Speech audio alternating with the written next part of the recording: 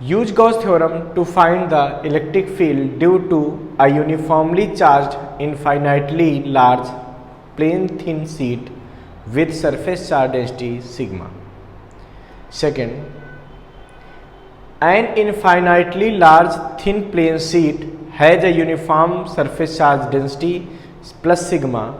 Obtain the expression for the amount of work done in bringing a point charge q from infinity to a point of distance small r in front of the charged plane sheet.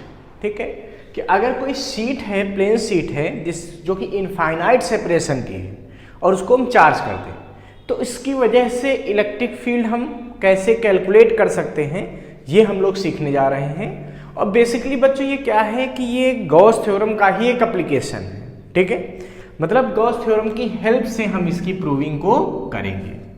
ठीक है, तो चलो late कर लेते हैं बच्चों। सबसे पहले हम यहाँ पे कि एक ये चार्ज शीट है, ठीक है, ये एक चार्ज शीट ऐसे मान लेते हैं कि ये एक ऐसी है, ठीक है, और इस चार्ज शीट को हम प्लस चार्ज देते हैं।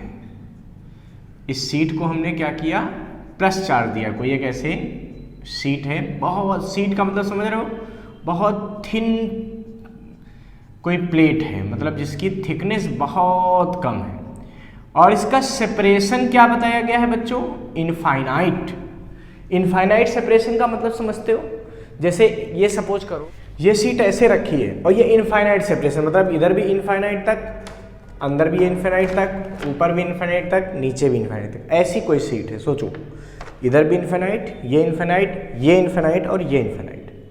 ऐसा इसलिए दिखाया जा रहा है क्योंकि इसको ऐसे कह सकते हो फोटो ली गई है, थोड़ा मतलब साइड करके, वरना होना ऐसे चाहिए था, बट ऐसे बनाए जाएंगे तो आपको बिल्कुल भी कुछ भी समझ नहीं आएगा, इसलिए थोड़ा सा ऐसे बनाई जाती है। और इस सीट पे ये इधर इधर सब इनफाइनाइट तक गए हैं और इस पे हमने क्या किया, एक चार्ज दे दिया। ठीक है, और चार्ज ऐसा दिया कि इस पूरी सीट पर सरफेस चार्ज डेंसिटी जो है वो सिग्मा हो गई। तो इसकी सरफेस चार्ज डेंसिटी क्या हो गई बच्चों, सिग्मा हो गई। सिग्मा पता है ना, सरफेस चार्ज डेंसिटी का मतलब charge present at unit area.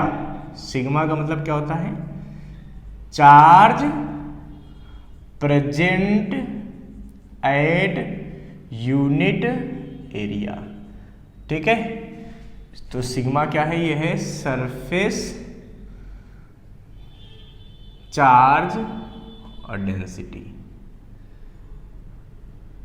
ठीक है, ये हो गया।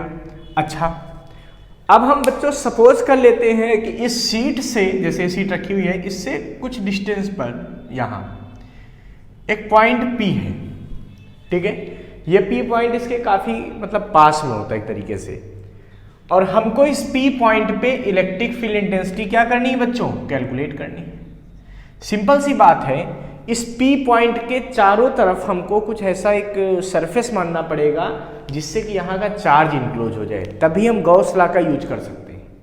ठीक है, इसके लिए हम क्या करते हैं कि इस P पॉइंट के जस्ट अपोजिट में इधर एक और पॉइंट मान लेंगे P डैश।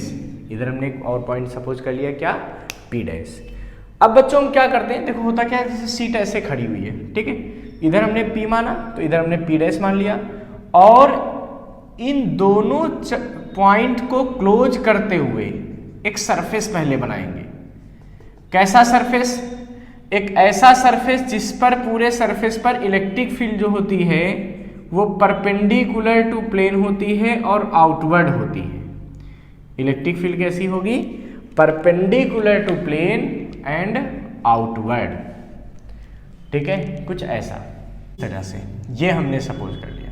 ठीक है, और मान लिया कि जो गॉसियन सरफेस बनाया, इसका एरिया, ये प्लेन सरफेस का एरिया क्या है, A है, ये कर्व सरफेस है। मतलब हमने क्या किया, P और P डैश पॉइंट को इनक्लोज करने के लिए सीट के इधर उधर से एक सिलेंडर ऐसे सपोज कर लिया।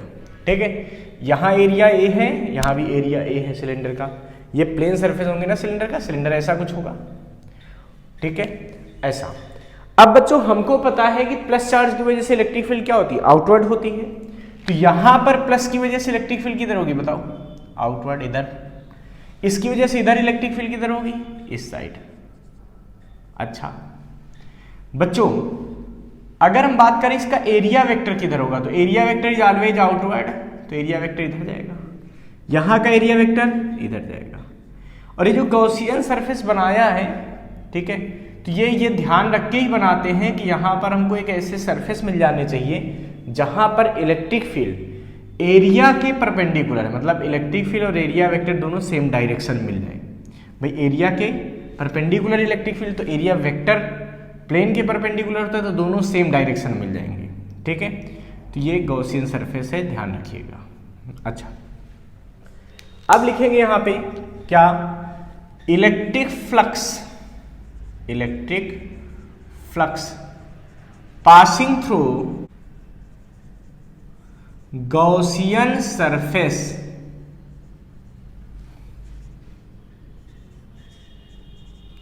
तो फाई बराबर हो जाएगा ई डॉट ए, यहां का फ्लक्स हो गया, प्लस ई डॉट ए यहां का फ्लक्स हो गया, और प्लस जीरो क्यों बच्चों, कर्ड सरफेस में जब भाई ये सिलेंड्रिकल है ऐसा, तो कर्ड सरफेस यहाँ पे होगा, तो इसका एरिया वेक्टर कहाँ जाएगा, इधर।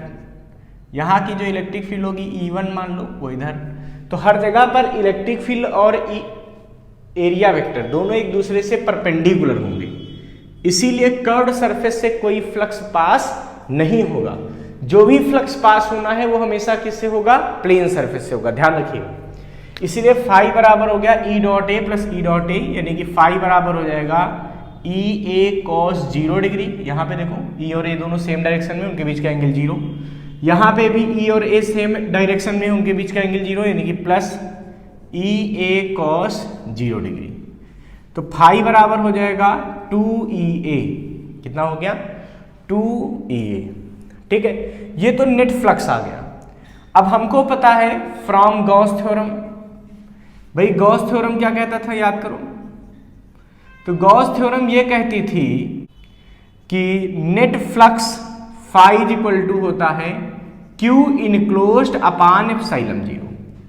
सोचो इस सिलेंडर से कितना सरफेस इनक्लोज हुआ होगा सीट पर, तो ए एरिया ही तो इनक्लोज होगा, और ए एरिया पे कितना चार्ज होगा, तो हमने बताया ना सरफेस चार्ज डेंसिटी सिग्मा है। इसका मतलब यूनिट एरिया पे कितना चार्ज है, सिग्मा। तो यूनिट एरिया पे चार्ज सिग्मा, तो ए एरिया पे कितना हो जाएगा, ए सिग्मा अपान एप्सिलॉन 0। ये फाई की वैल्यू यहाँ पुट कर दीजिए। पुट करेंगे तो क्या आएगा बच्चों, ये आएगा A sigma upon epsilon 0 is equal to 2EA। A से ए कैंसिल हो जाएगा, तो E इज इक्वल टू आ जाएगा sigma upon 2 epsilon 0। So the value of electric field intensity will be sigma upon 2 epsilon 0 and electric field will be outward from the plane. देखो positive charge है ना, तो outward होगी, ध्यान रखना। और अगर निगेटिव चार्ज होगी ये प्लेट, तो इलेक्ट्रिक फील्ड इनवर्ड होगी। दूसरी बात यह है कि electric field is independent from R, मतलब सीट से कितनी डिस्टेंस पर ये पॉइंट लिया गया था, इस चीज से ये चीज क्या होगी, इलेक्ट्रिक फील्ड की वैल्यू इंडिपेंडेंट होगी। लेकिन ध्यान रखना कि ये पॉइंट बहुत ज्यादा डिस्टेंस में नहीं होना चाहिए, सीट के बहुत करीब होना चाहिए, तभी ये चीज फॉलो होगी, ठीक है। तो ध्यान रखना E is independent from small R, ठीक है। इसको फटाफट नोट कर लीजिए बच्चों। कोई चार्ज सीट है जिसकी सरफेस चार्ज डेंसिटी क्या है, सिग्मा, ठीक। किसी क्यू चार्ज को इन्फिनिटी से, ठीक है, और यहां P पॉइंट तक सपोज करो लाना है, जो कि सीट से कितनी डिस्टेंस पर है, स्मॉल आर डिस्टेंस पर। हमको इन्फिनिटी से यहां तक चार्ज को लाने में किया गया वर्क निकालना है, ठीक है। तो हम इसको कैसे कर सकते हैं भाई, सबसे पहले हम क्या करेंगे कि हम यहां एक छोटा सा पॉइंट A सपोज करेंगे, और A पॉइंट से B पॉइंट तक मतलब dr डिस्टेंस तक लाने में वर्क निकाल देंगे।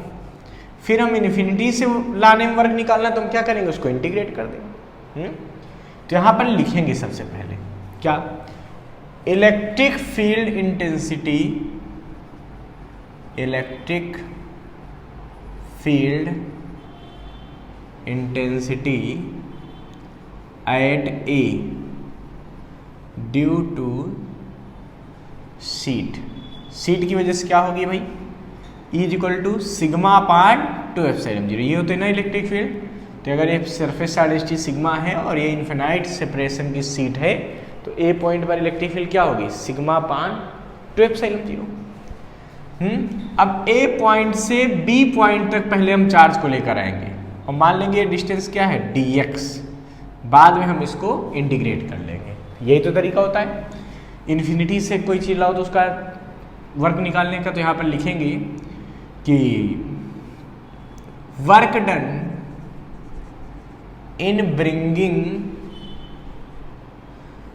Charge Q from A to B, तो कितना भाई वर्क निकलेगा, dW बराबर, तो ये क्या होगा, फोर्स इनटू डिस्प्लेसमेंट।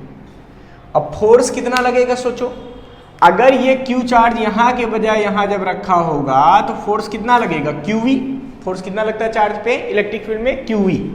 तो यानी कि dW की वैल्यू आ जाएगी, फोर्स की जगह आ जाएगा QV इंटू dx और E की वैल्यू रख दो, तो dW आ जाएगा QE, E की value sigma upon 2 epsilon 0 into dx। ये तो dx डिस्टेंस लाने का वर्क हो गया, हमको तो भैया इन्फिनिटी से चाहिए स्मॉल r तक। तो क्या करेंगे यहाँ पे, यहाँ पर लिखेंगे so work done in bringing charge Q from infinity two point P, infinity से P पॉइंट तक लाने का वर्क निकालना। तो W बराबर क्या होगा, इंटीग्रेशन कहाँ, इन्फिनिटी से स्मॉल r, Q सिग्मा पान 2 एप्सिलॉन 0 dx, क्या होगा, Q सिग्मा पान 2 एप्सिलॉन 0 dx। देखो ये सब तो कांस्टेंट है, बाहर ले लो तो क्या बचेगा, Q सिग्मा पान 2 एप्सिलॉन 0 तो भाई बाहर आ गया, अंदर क्या बचा 1, तो 1 का इंटीग्रेशन हो जाता है बच्चों x, कहाँ से कहाँ तक लिमिट है, इन्फिनिटी से r, ठीक है। तो ये क्या आएगा, Q सिग्मा पान 2 epsilon 0 upper limit minus lower limit, तो r minus infinity, upper limit minus lower limit, r minus infinity.